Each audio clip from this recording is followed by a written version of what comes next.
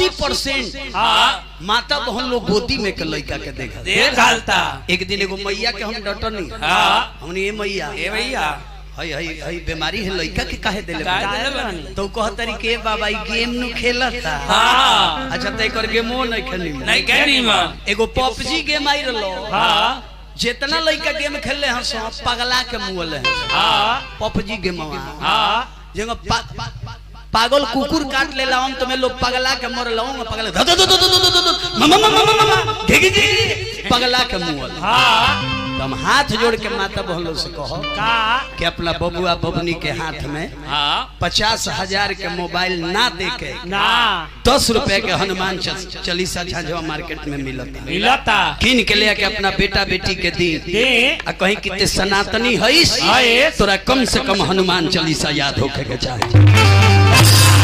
हर सनातनी लड़का लड़की के कम से कम गायत्री मंत्र याद होके के चाहिए। लेकिन दुर्भाग्य बाद सनातन के 50,000 का मोबाइल दिया जाता 10 रुपए के हनुमान चालीसा नहीं करता।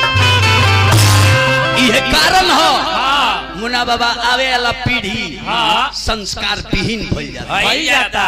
शाहरुख खान हीरो के नाम सुन लेबे नहीं का चीज के कमी धन के नाम के शोहरत के ओकर बेटा ड्रग्स लेत में पकड़ाई रहे। अजय देवगन के बेटी जेकर माई हीरोइन काजो और ओकर बेटी बियर बार में बियर मार के बोकरत रहे। का जिंदगी में फिल्म बनाओ में रह गई लो बाल बच्चा के संस्कार ना दिया बाल बच्चा संस्कार विहीन। यही से हम बोले वाले कि लइका लइकी बियर बार में जाके मारे मस्ती लइका लइकी बियर बार में जाके मारे मस्ती